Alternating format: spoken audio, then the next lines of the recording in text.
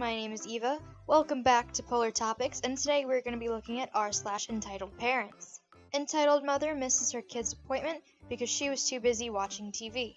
I'm an optician. Cast: entitled mom, nice kid, vision tech, and front desk receptionist.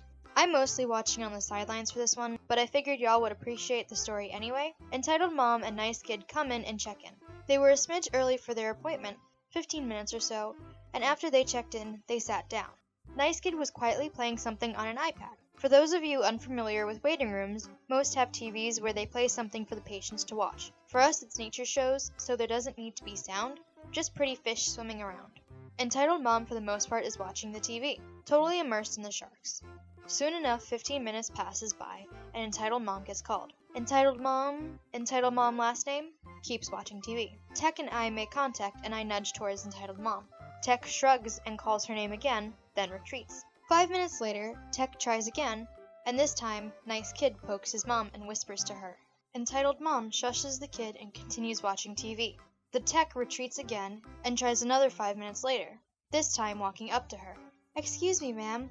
Are you entitled mother?" "Yes, what do you want?" "We're ready for you to come back for nice kid's appointment." "Can't you see we're busy? Come back later." "Ma'am, your appointment was booked 15 minutes ago." "It's not my appointment, it's my son's." "It's okay, Mommy, I can go by myself." "Nonsense, we want to watch the fishies." "Ma'am, we have the same show in the waiting room." "Leave us alone. I will tell you when we are ready." "That's not how appointments work." "I don't care. I will stay here and watch my show." Tech and I make eye contact again, and I shrug and go back to writing emails. Tech sighs and makes her way to the back of the office, probably to ask the office manager what to do. 10 minutes later, Tech comes out and talks with her again. "Ma'am, if your son doesn't come back for his appointment, you will need to reschedule. This show is always on and you won't miss anything." Ignoring Tech. "Look, nice kids, dolphins." "Ma'am, Ooh, wow, look at that splash." "Your appointment." "Wow, nice kid, look at that." "Okay." Tech walks out and other patients get called. Now this lady literally kept watching the 2-hour special, and finally, after the credits rolled, she walks up to the desk. At this point, I had gone to lunch and came back, and she was still there. "Okay, we're ready now." "Sorry, for what?" "Nice kid's appointment." "Ma'am, you were checked in over 2 hours ago. Your appointment is already finished." "That's ridiculous, we never went back." "The tech called you 5 times, well past your appointment time." "Well, we were watching the fishes on your TV." "I understand that, ma'am, but your appointment was at 10 a.m. It's now noon. You will have to reschedule." "That's bogus. We've been here waiting. It's not my fault that you had a good show on." "Ma'am, as much as we appreciate the feedback on the shows we have in the waiting rooms, you missed your appointment. I might be able to squeeze you in for 3 p.m. if you're able to come back." "No, we will be seen now." "Mommy, the lady told you." "Be quiet, nice kid. The grown-ups are talking." "I'm sorry, ma'am. Other than rescheduling you, the doctor will not be able to see you today." "We were watching the show." "I understand, but you missed your appointment, so we will need to reschedule you." "It's not for me, it's for him," jabbing her finger at the little boy. "Then we will have to reschedule him for his eye appointment." "You people are ridiculous. If you don't want people watching TV, don't have them on." "I apologize for having entertainment in the waiting room. Can I reschedule you for the next available appointment?" Entitled mom turned bright red and threw her hands up in the air and stormed off, without her kid. The poor kid stood there for a few moments before running after his mom. I went over and congratulated the front desk for her unyielding patience. She actively ignored all attempts to get her child back for the appointment, and she's blaming them. They tried, she refused, her fault. Honestly, at that point, I wouldn't even allow her to come back because of the stuff that she pulled, but that would just be me. On to some deadly children. Entitled mother takes her kids to the archery range. This happened last night. I frequent an outdoor archery range at a large state park. The range doesn't have an on-duty safety officer as there's only 5 lanes, which is fine as 99% of the people that shoot are extremely professional and polite. This is actually my first negative experience in about 2 years.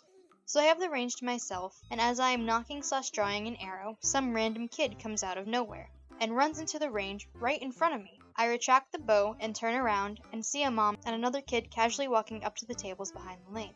One of her sons has one of those kids' compound bows, and the other one has one that appears to be a wooden toy recurve. Both are between the ages of 7 and 12-ish.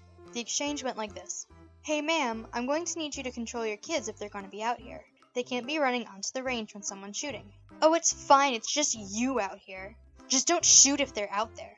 They won't be shooting next to you anyway.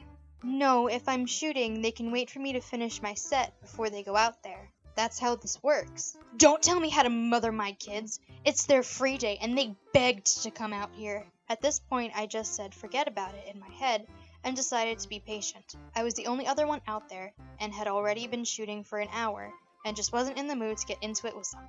So I continue and keep glancing over at the older son, whose little noodle arms can't handle the extreme 20-pound draw of his bow. This kid is flagging everything as he struggles to draw a compound bow with his fingers. I figured I'd attempt to help him out. Hey man, I have an extra release in my bag. It'll definitely help you draw that easier.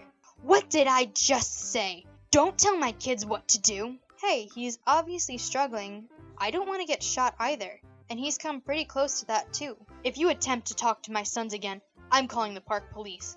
I should have just left, but I love archery too much, and it was a beautiful day. So the kid gives up, I stop paying attention to them and continue my business. About 5 minutes later, I'm about to set my bow down when something flies past my face, maybe 5 feet away. I turn around and see this lady's kids running around behind the range, shooting the bows at each other. Ma'am, not only did your kid almost just shoot me, but if a ranger drives by and sees that, you're going to face a pretty hefty fine. They're just toys, it's fine. Bow and arrows aren't toys, those are weapons. No, it's not fine. The cops aren't going to see them with toys. They're going to see 2 kids shooting at each other with bows. You're lucky I'm patient. I'm done with you. I'm calling the police. Have fun rotting in jail when I tell them you threatened us. Excuse me. You know what? Fine, I'll wait here. Long story short, the park officer that showed up was actually a regular at the archery range. He recognized me, thankfully, took a statement from both of us, and ultimately banned the woman from the range. She also didn't have a permit to be there in the first place, so she got a fine as well. How entitled do you have to be to defend your kids using deadly weapons and almost shooting someone? And almost shooting each other because they're trying to shoot each other. You're actively allowing your kids to try to kill each other, which is absolutely not okay. Your daughter tries to steal my money, and I don't have the right to take it back? Okay, first of all, I don't blame the daughter. She was little, like 3 or 4 years old. I was eating with a friend at a pancake place. Really good pancakes, by the way. And this mother comes in with her daughter in a stroller and sits the daughter in a child's chair. We got our pancakes, and they got theirs too. We finished eating with our friends, and we were talking. I hear a slight thud, and I look down, and my wallet fell. I look at the little girl, and she has my credit card. I immediately say, "Can I please have that?" Which the little girl responds to with, "No, it's mine." By then the mother stepped in and said, "Hey jerk, don't take her Monopoly money." Who the heck takes Monopoly money to a pancake place? So I say, "But that's my credit card. I need it back to pay for my food." The mother practically yells, "Leave her alone! Ugh, teenagers these days." The daughter said, "Here, take it." The daughter was very cute to give it back to me. "Thank you, little girl," I say to the daughter. In conclusion, the daughter was smarter than the mother, and we left after I got my card back. The mother was obviously not paying attention to her daughter, and therefore had no idea what was going on, so she automatically assumed that her daughter was in the right, even though she's a 4-year-old most of the time. 4-year-olds get into trouble, and she probably wasn't in the right. And then she had the nerve to scream at OP about how you're basically harassing her child because it's quote-unquote Monopoly money. And finally, we have an all too common problem where people try to take or pet service dogs. How Entitled Parent tried to steal my service dog in training. So I got a request to post this story, so here it goes. Before I dive in, I would like to inform you that SDIT is Service Dog in Training, and in my state, service dogs in training have the same rights as service dogs. For those of you who don't know, I have a corgi as the service dog in training.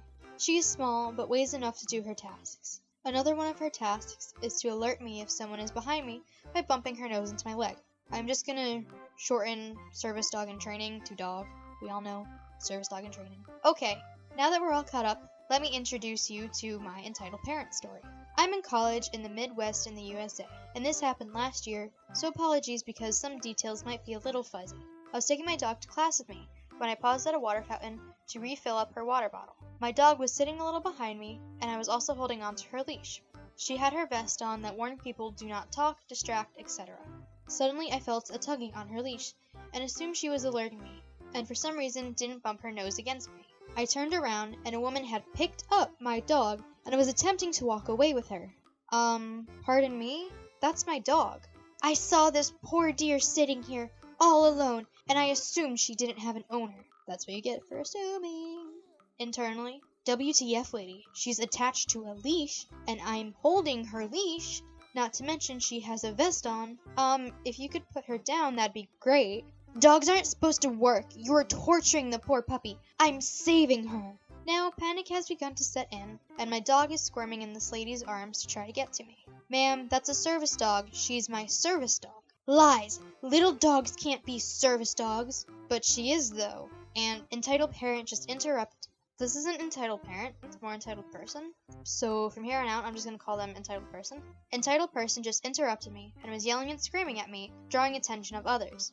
One of my disabilities is randomly fainting, so I ended up passing out.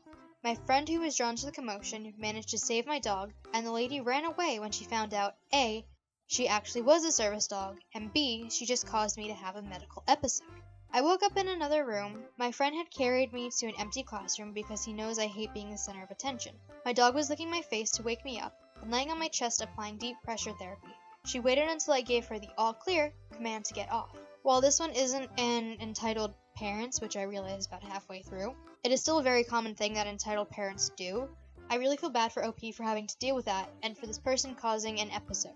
And pretty much any type of dog can be a service dog.